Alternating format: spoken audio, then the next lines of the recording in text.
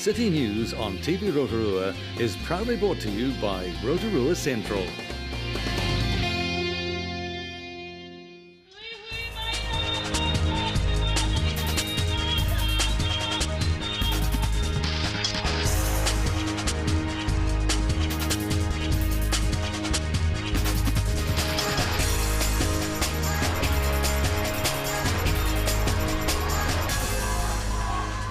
Kia ora, tonight on City News. The first issue of Mana Nui was published today in the Daily Post.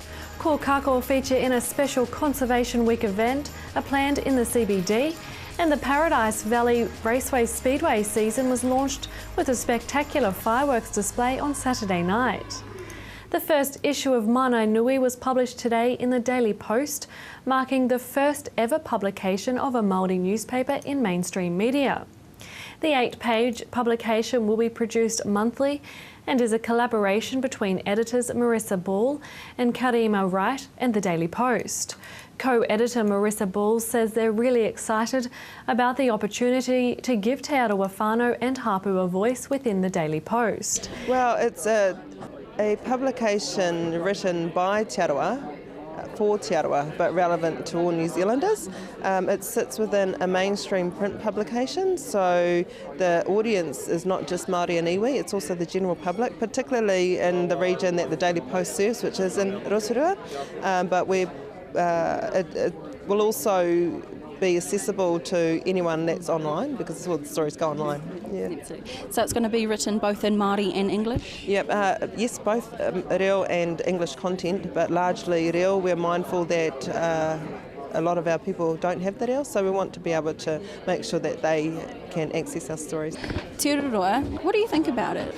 Great thing about the newspaper is that it's going to be for Te Arawa telling our own stories and creating history in a sense, because they're creating a library of information that's about this generation for years to come. Just as other newspapers have grown over time, they've fallen over on the back of not enough resource. So you've had things such as Pipi Whāraurua, you've had Te Kaya, Pukai rather. So all those sorts of newspapers have had, unfortunately, fallen over. The great thing about what we have here is a partnership between a big newspaper operation and the infrastructure coming together with those who are prepared to provide information for that newspaper and put it out as a part of our mainstream delivery of newspapers. So I think it's great. It's Conservation Week, with events being held throughout the country to highlight conservation programs. In Rotorua, the CBD is being visited by 30 call-flute kōkako to raise awareness of bird populations and the community groups that work for their protection in the district. Department of Conservation rangers were asked to select 3 local treasures to highlight during Conservation Week, and Ranger Caroline Abbott says kōkako were an easy choice. She says the Bay of Plenty is one of few regions where remnant population of kōkako are found. The Kaharoa Kōkako Trust will be operating a pop-up shop at the Rotorua Library tomorrow, with a special appearance of the kōkako scheduled for the night market on Thursday. And Linmore Primary School's Room 24 has done it again for Kiwi as part of their contribution to Conservation Week. Every year for the past 4 years, teacher Gayleen Faulkner's new entrant class has sold popcorn and handmade cards to raise money to sponsor a kiwi hatched at Rainbow Springs. And this year it's no different, with their fundraising efforts for kiwi conservation raising nearly $400. Rainbow Springs plays a crucial role in kiwi conservation and breeding as New Zealand's largest and most successful kiwi hatching centre, and has hatched and nurtured over 1,350 eggs since 1995, when it first became involved in the Save the Kiwi program. For more information on Conservation Week, visit doc.govt.nz. In sport tonight, the Paradise Valley Raceway Speedway season was launched with a bang on Saturday night.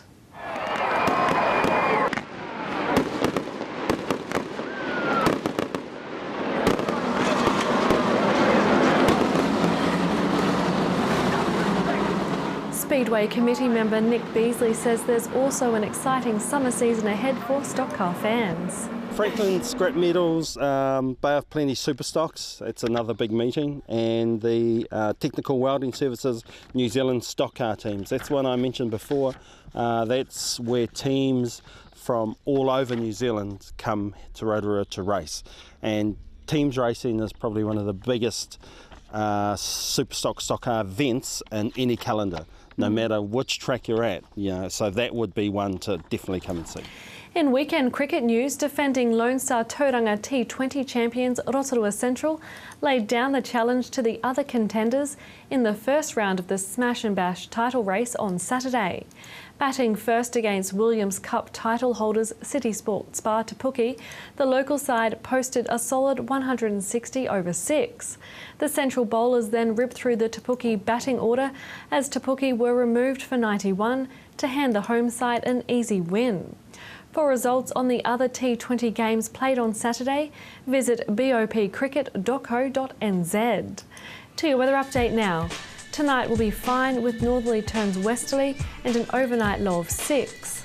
Tomorrow, Tuesday, mainly fine with the chance of afternoon showers, light winds, a high of 16 and a low of 4. And looking out to Wednesday, showers developing with the chance of heavy, light winds, a high of 16 and a low of 3. And the marine weather forecast for tomorrow, westerly 10 knots with waves less than half a metre, and it will be mainly fine. Coming up on City News, we visit Western Heights Primary School to find out about the new portable pool. We catch up with Sergeant Pauline Jones to talk about changes to local speed limits. And we find out about the Council's Smart Futures initiative from Senior Policy Analyst Rebecca Burton.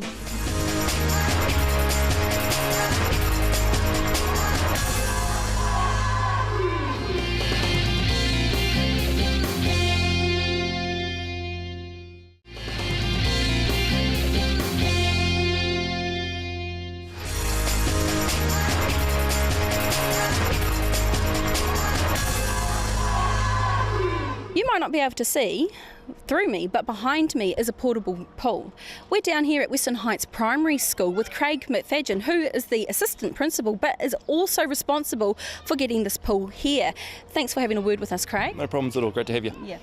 What is this? What is it that we're looking at behind us? Well, this is a huge pool that we have been very fortunate enough to get at the end of the holidays, and it means that our kids are able to come in and learn water safety skills and learn how to swim here on site, which means we reduce the cost for transporting down to the aquatic centre, and we're able to do it here on site daily, which is absolutely fantastic for our kids. Okay. So this is a project that's sponsored by Active Post. What's the importance around water safety? Well, for us, the importance around water safety is huge. Our kids love to spend their holidays either at one of the local lakes, and obviously we've got a lot of those around really close. Down at the aquatic centre, they spend a lot of their time down there, or because of our location being so close to the beach, a lot of our kids get over to one of the beaches around to spend their holidays and things like that with their families there. So if we're able to support them here by teaching them water safety skills and make sure that they're safe while they're in the water, then we feel a lot more comfortable sending them off on their holidays to go and have some of that fun. Absolutely. And so what's the benefits having a portable pool than having your own pool here stationary at school? Yeah, we used to have our own pool here. The cost was extreme. The cost to run, to heat, to add the chemicals and those sorts of things were really, to be honest, out of our control. We couldn't finance that. So what we've been using is the swim station program at the Rotorua Aquatic Centre, and that's been really, really good. But in saying that, it still means that we have to move our kids to and from the aquatic centre, which is another expense. Having the pool here on site has been outstanding for us. As I say, we can just wander straight down from our classrooms into the pool, have your lesson and back into the reading and writing. So it's been really good. And so what's the name of this project? Is it Kia Manu Kia Ora? Yeah, it means keep afloat, keep alive, and it's quite a sensible sort of idea. If we can teach our kids with the help of these life jackets and things like that to stay afloat in the water, we're going to make sure that they are safe when they're in there. And who initiated this project? Because transportable swimming pool is not something you think about. Obviously you might do if you're in the industry, so who was the brainchild behind that? Yeah, it come from Water Safety New Zealand. A friend of mine got in touch with me. The pool actually couldn't work in the school that they had organised for it, so he got in touch and said, would you be keen on that? And of course, we're not going to pass up an opportunity like that. So Water Safety New Zealand has been brilliant on this with the help of Active Post. Okay, so what do you do in the pool? What are the children trained to do? Well, we have a lot of different programs that we can run in there. We have the help of people from Active Post and Water Safety New Zealand that come in and help our teachers. We're doing a lot of stuff with the life jackets, a lot of swimming techniques and things like that. Yesterday we had a group in there holding on to buckets and things like that, trying to keep afloat with things that they may use in and around boats. So it's been a really, really worthwhile initiative. And what are the children's reactions to a pool just popping up in the middle of their, what looks like basketball, netball court? On Monday, the first day back after the holidays, this area was hot property. We couldn't get the kids away from here. They just wanted to get in that pool and have some fun. So it's been fantastic. The space that it takes up has been no loss at all. It's been absolutely fantastic, and the kids really, really do appreciate it. Now, we've also invited a few other schools from around to come down and use it as well. So St Michael's Primary School down the road and Aorangi Primary, they come down and they can use the pool during our lunch times and during the day. They've been practicing flipper ball and doing their own water safety practices in here as well. So it's been really good, not only for us but for our whole community. And so what happens to this during winter? Where does this go? So we unfortunately we lose it at the end of this term, and it's heading off to a school in the Waikato, and they're very, very lucky to have it. So we only get it for the 8 weeks, but boy oh boy, that's 8 weeks well spent. Yeah. Lots of. Now, how many classes are you putting through here daily? At the moment, we've got all of our senior classes in there. So we rotate through half an hour time slots, which is absolutely fine because you can get changed and have your half an hour time slot and then back into your class. What we're going to do after that, we're going to raise the floor, which is a false platform that goes in, and the juniors are going to have their chance at doing it as well. So the whole school, 464 kids, will benefit from it, and as well as I mentioned, the other two schools as well. Well, there you go. Anything else that you'd like to add? I just really want to thank all of the people that have put this into place. Corey Sweeney and Water Safety New Zealand has just been absolutely outstanding. We really, really appreciate everything that they've done, and I know the 460 kids that we've got at school really, really do thank them.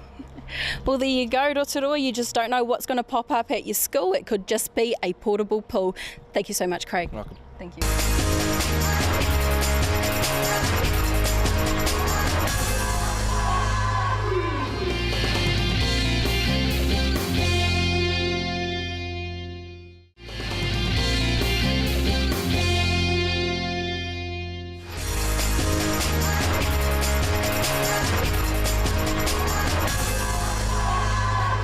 Keeping our streets in Rotorua safe is Sergeant Pauline Jones.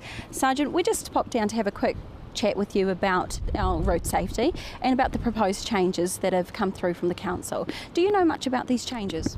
I don't know a lot about them. You're talking about the proposed speed limit changes, and there's a couple of areas affected as far as I'm aware, which is Hamarana Road, Tarawera Road, and the one that most of us know, of course, is Ahimo Gorge, Fenton Street. In your opinion, why do you think these changes have come about? I gather it's in regards to people concerned about fast speeds going through those areas and the need for people to slow down. Do you know where the proposal come from, these changes? Did you put any of the proposals in yourself? The Hemo Gorge one, we certainly had an input for that. I don't know if you're aware, but Hemo Gorge features in the top 10 most unsafe intersections in New Zealand.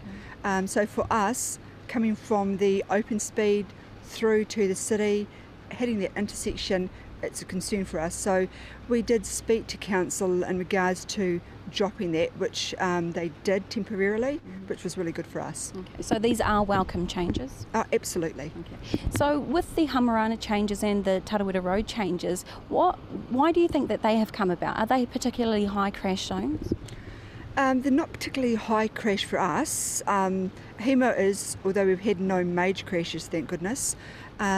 But I think Hamarana, of course, you've got residents living through there, and it can be a busy road or highway. Tarawera Road, that can be really tricky, in particular during winter when it's wet and icy. In Fenton, I think it's just high volume. What do you think the community feedback will be about these changes? I expect that it's favourable, so I would think that most of them would welcome that, the drop of speeds, and it's probably come about because they've asked for it. One of the changes that the council is trying to make is to make our city more cycle friendly.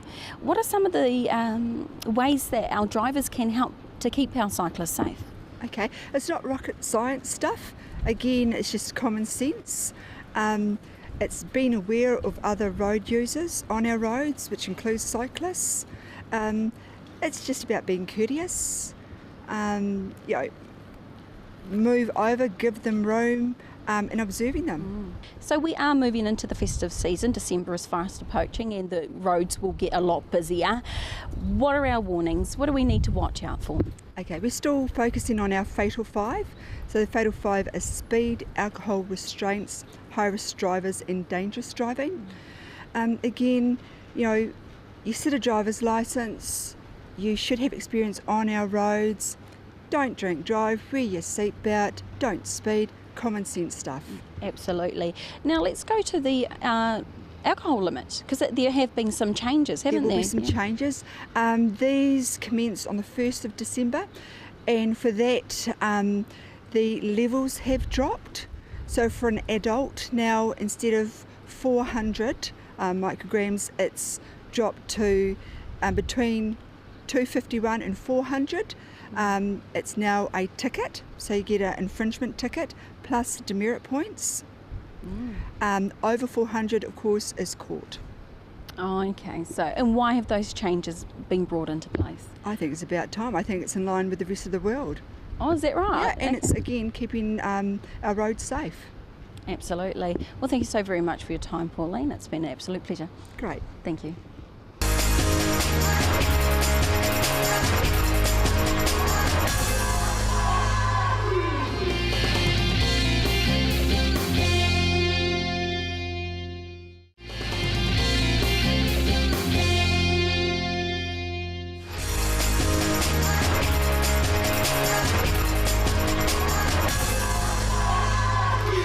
Smart Futures is an initiative by the Rotorua District Council to prepare Rotorua for a very vibrant, positive future, and the planning starts now. First of all, we need to understand exactly where we're at. So one of the first stages that we're going to be going through is a bit of a process involving the public. I'm joined now at the Rotorua District Council by Rebecca Burton, who is a Senior Policy Planner, and she's going to tell me all about Smart Futures. Kia ora, Rebecca. Kia ora. Well, after a very long-winded introduction, let's get right to the nitty-gritty of it quite briefly. Smart Futures, what is it in a nutshell? So basically it's a document that pretty much gives an overview of what the current state of Rotorua is and what the future state is going to be over the next 20 to 30 years. And we've based that on current trends seen through census data and also information gained from council strategies and also some of the statistics released by the ministry. So it involves a bit of an overview of this, where Rotorua is at across people, business, environment and infrastructure. And it pretty much informs some of the investment decisions and development plans that we'll be doing over the next 20 and 30 years in response to those future states. Right. So what are some of the big trends with where we're looking to go? So the biggest one is really with our people. We're going to have an ageing population, so we've got about 25% of people over 65 by 2030, and that really will influence a lot of our community infrastructure. The other big trend that we're finding is in the economic environment side of things. We're going to have a bit of an increase in demand for a lot of employment within our key industries like forestry. However, because we've got an ageing population, which means a lot of people are retiring, and also we've got a high migration rate with youth leaving Rotorua, we may not have the population to support that industry growth. So these are the kind of trends that we're seeing, and we need to get some actions into place now to try and avoid those from occurring in the future. Yeah. Quite concerning that we're going to have that many golden oldies around, because obviously that's going to mean quite a few changes in terms of also the amount of retirement villages and public transport. Yes, it influences all of that, the public transport, also recreational opportunities, how we actually provide a lot of the housing developments throughout the district. A lot of the elderly people don't want to live in retirement homes as well now, so our subdivisions have to reflect that we have a higher proportion of over 65 and they want small small lots rather than the large quarter-acre sections that we're used to seeing in the district. In terms of business, what's looking like it's going to be the trend in business? Where are we going to be in 30 years with business? Do you mean the type of industries? That'll be the most common. We've got a lot of emerging businesses coming through. Agriculture is still going to be quite critical for us, along with forestry. So those will be the key ones, but again, there's going to be a lot of technology that comes into those. Tourism, of course. So you've still got those 4 key industries that we're going to be seeing here in the future. Yeah. Anything concerning in what you're seeing? Other than the high migration rates and the reduction in population from 2030 onwards, just because of the ageing population and again the migration, that's really the main concerning element. Yeah. Is there anything in the discussion to look at addressing that high migration? We really need to try and keep our youth here through providing some good employment opportunities, which we will have. We also need to attract people back. They go away to study, they do their tertiary education in Hamilton and the like, but we need them to come back and live here. So increasing recreation opportunities, employment opportunities, also trying to get a bit of education going on in Rotorua so that they don't feel they have to leave the district to get an education. They can actually stay here. So things like that we kind of need to start looking into. And so how can the community be involved? The community, well, we've got a whole range of things that we want to gain from the community through this engagement process. We want to know if they are seeing any trends that we haven't picked up on. We also want to know if they've got information that we don't have that can also help build the picture of where we're going to be. And also any development aspirations that they may have that could also help to overcome some of these issues. So, for instance, we've got a lot of hui's planned with around a lot of the marae of the district, and we're gaining some really good ideas as to where they see themselves going in the next 20 to 30 years. Things like early childhood facilities and the like will really help increase the education and the skill levels of our youth as well, which will help set them up for a good career and be able to gain good employment, good wages and the like. So that's the kind of stuff we need to hear from people. Yeah.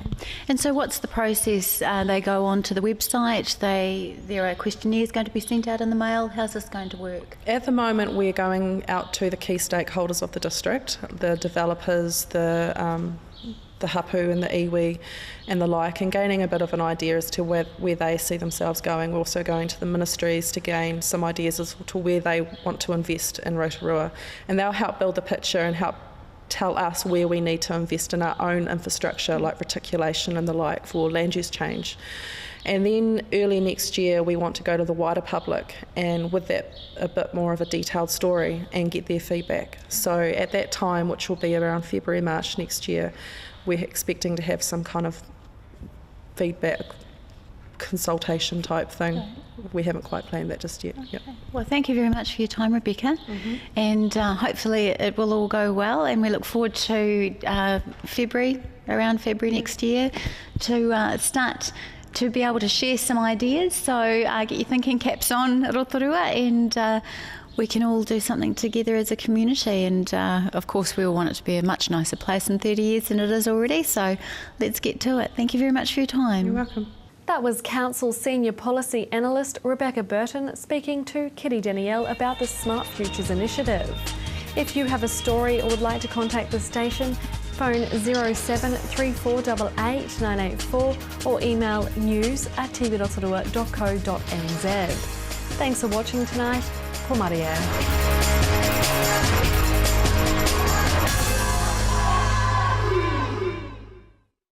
Supporting local content so you can see more of New Zealand on air.